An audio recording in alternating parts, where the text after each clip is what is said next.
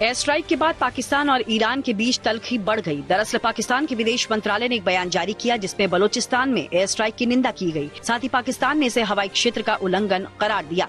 ये हमला ठीक उसी दिन हुआ जब ईरान के विदेश मंत्री और पाकिस्तान के कार्यवाहक प्रधानमंत्री के बीच स्विट्जरलैंड के दावोस में मुलाकात हुई थी।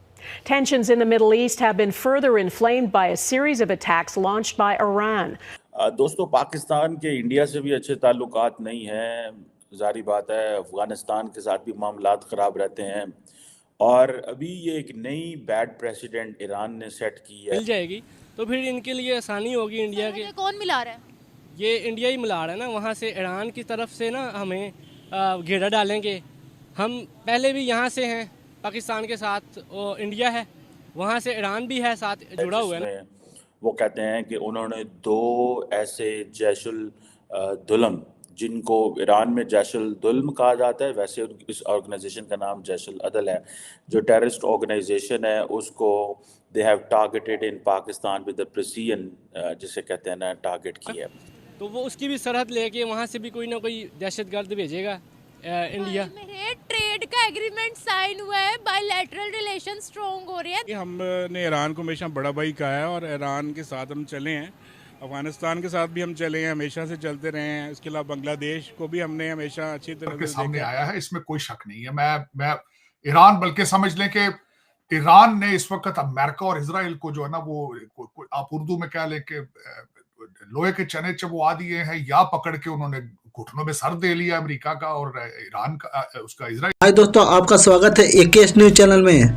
दोस्तों, ईरान ने पाकिस्तान के ऊपर एक बड़ा एयर स्ट्राइक किया है। ईरान का एयर स्ट्राइक पाकिस्तान के आतंकी ठिकाने के ऊपर था और जिसमें लगभग 100 आतंकी को मारे जाने को खबर है। दोस्तों, ईरान का एयर स्ट्राइक जब भारत के विदेश मंत्री एस जयशंकर का ईरान का दौरा खत्म हुआ, वैसे ही पाकिस्तान के ऊपर ईरान ने एयर स्ट्राइक कर दिया।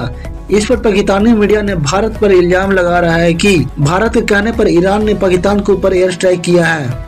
दोस्तों, पाकिस्तान के ऊपर हुए एयर स्ट्राइक में के चलते पाकिस्तान ने एक बड़ा एक्शन लेते हुए ईरान के एम्बेसडर को अपने देश से एक्सपेल कर दिया है। लेकिन दोस्तों, ईरान पाकिस्तान को हमेशा से वार्न करते आ रहा है कि पाकिस्तान बलूचिस्तान के बॉर्डर से लगे ईरान पर आतंकी हमला को रोके, लेकिन पाकिस्तान आतंकियों को पनाह देता रहा है। दोस्तों, यही आतंकी पाकिस्तान में रहकर पाकिस्तान को भी नहीं छोड़ते हैं। जैसे कि आप अक्सर सुने होंगे कि बीटीपी वाले हमेशा पाकिस्तानी आर्मी के ऊपर अटैक करते रहते हैं, जिसमें बड़ी संख्या में पाकिस्तानी आर्मी मारे जाते हैं। पाकिस्तान आतंकियों को इसलिए पालता है क्योंकि दूसरे देशों में जाकर हार्म पहुंचाए। लेकिन अगर आप सांप को दूध पिलाएंगे तो सांप एक ना एक दिन आपको जरूर डसेगी। दोस्तों, अब वीडियो को स्टार्ट करते हैं और देखते हैं इस पर पाकिस्तानी मीडिया क्या रिएक्शन आता है। उससे पहले अगर आप मेरे चैनल पर नए हो तो चैनल को लाइक और सब्सक्राइब जरूर कर दें।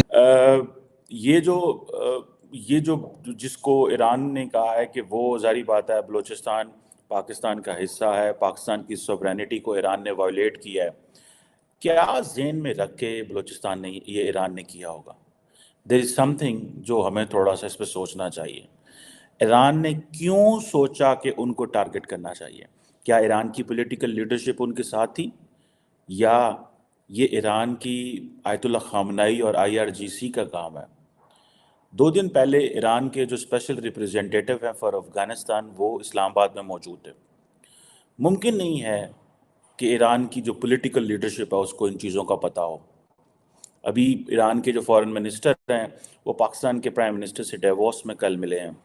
ये हो नहीं सकता कि उनको पता हो, क्योंकि ईरान की जो फ़ौज है और उनकी जो रिलीजियस लीडरशिप है, Ayatollah खामनाई, who is very respected person in the Muslim world, particularly in the Shia community, even in Pakistan, मेरा ख्याल है उन्होंने पाकिस्तानी शियाओं को भी बड़ी मुश्किल में डाल दिया है, जिनको आए रोज़ वो हर रोज़ मदद के लिए पुकारते रहते हैं और मदद के लिए कहते रहते हैं।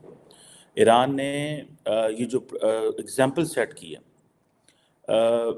देखें, ईरान और पाकिस्तान के दरमियान तमाम चैनल्स ऑफ कोऑपरेशन मौजूद हैं।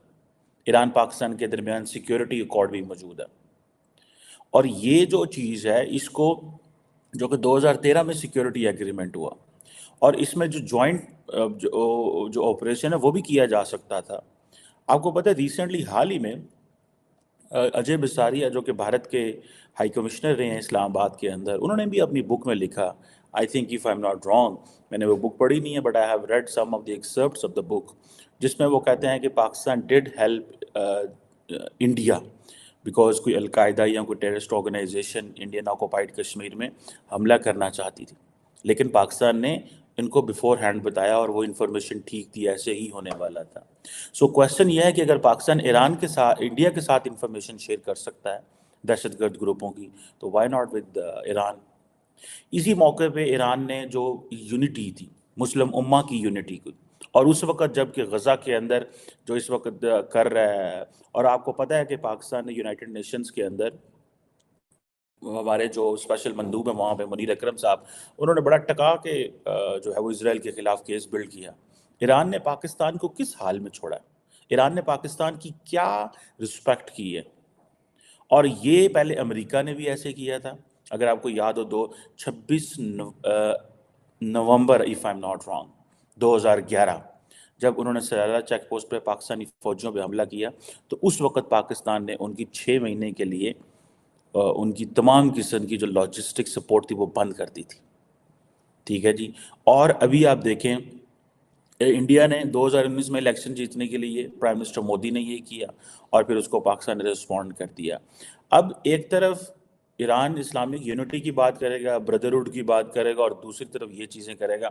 मुझे अब इस चीज़ का 5000% मैं इस पर क्लियर हूँ, एंड आई एम श्योर कि जो ईरानियन गवर्नमेंट है, जो पॉलिटिशियंस हैं, they are unaware of that.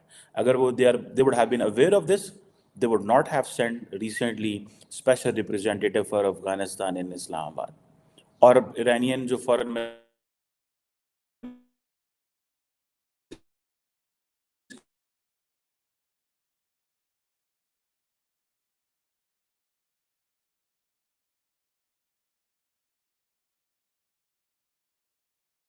वहाँ पे जो बेसिकली एक नेक्सस है आयतुल्लाह का, उसकी प्रोग्रेस कितनी ज़बरदस्त रही है।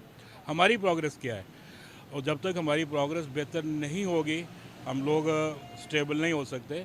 और हमें पहले पॉलिटिकल स्टेबिलिटी चाहिए, और ये होगी तो अच्छे लोग आएंगे, तो फिर अपना मुल्क ठीक होगा, तो हमारे तल्लुकात बाकियों से अच्छे होंगे। चाबहार पोर्ट का 10 साल का एग्रीमेंट भारत के साथ जो है वो साइन हो चुका है। इस वक्त अगर हम अपनी नेबरिंग कंट्रीज़ की बात करते हैं, स्पेशली मुस्लिम ममालिक की बात करते हैं, तो भारत के लिए रास्ते हर जगह ही खुले हैं। कभी कोई तोहफा दिया जा रहा है भारत को, तो कभी कोई तोहफा दिया जा रहा है भारत को। इसके बारे में आप क्या कहते हैं? और जो चाबहार पोर्ट है, 2021 में इसकी बात शुरू हुई थी, अभी जो है वो टोटल एग्रीमेंट साइन कर दिया गया।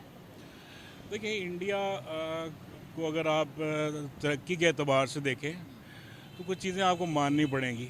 सबसे पहले तो वो जो सबसे ज़्यादा हमारी जो हेल्थ के लिहाज से है, उसमें भी वो टॉप के ऊपर आ रहा है।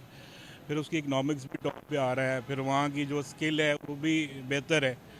तो हमने तो इतने सालों सिर्फ लड़ा है ना, झगड़ा ही किए हैं। हमारे मुल्क में जो हमारी स्किल लेबर थी वो हम उसको यूटिलाइज़ नहीं कर सके। हमारी जो टेक्सटाइल थी या जो भी इंडस्ट्री थी हमारी इंपोर्ट्स बहुत ज़्यादा हैं, एक्सपोर्ट हमारी ना होने के बराबर है। उस वजह से वो चाबहार का जो 10 साल का एग्रीमेंट है वो इंडिया के साथ किया जा रहा है। और दूसरे नंबर पर इंडिया जो है वो अमेरिका के साथ भी उनके तल्लुकात अच्छे हैं। दूसरे नंबर पर वो खित्ते के अंदर अपनी एक सेपरेट वो स्ट्रेटजी रखता है।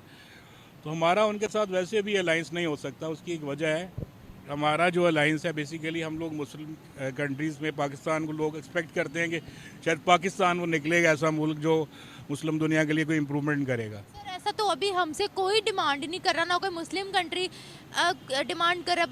मुझे ये बताएगा, ईरान के हमारे साथ ताल्लुकात अच्छे क्यों नहीं है?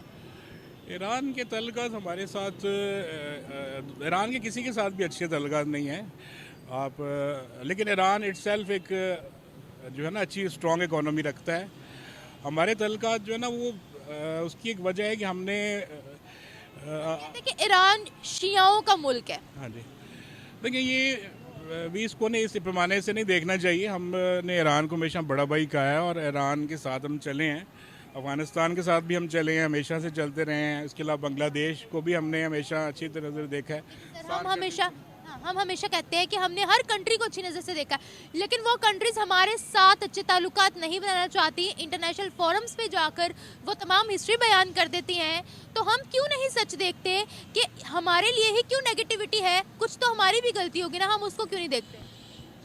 देखिए, हमारी गलतियाँ कुछ हैं, लेकिन उसकी कुछ नहीं, हमारी बहुत सी गलतियाँ हैं। सबसे पहले तो हमारी इकोनॉमी स्ट्रांग नहीं है, और लोग जो है वो हमसाया मुल्क भी देखते हैं कि वो अमीर जो है जिनकी इकोनॉमी स्ट्रांग है उनके साथ तल्लुकात बनाएं ताकि उनको कुछ मिल सके। और हमें बेसिकली वो आपको पता है ना कि गरीब मुल्क होने के नाते ये सारी चीज़ें फेस करना पड़ रही हैं। अल्लाह करे हम फ्यूचर में स्ट्रांग हो जाएं और हमारे तल्लुकात भी अच्छे हो जाएं। अभी हम इस काबिल नहीं हैं कि हम उनसे तल्लुकात बना सकें प्रॉपर। सर,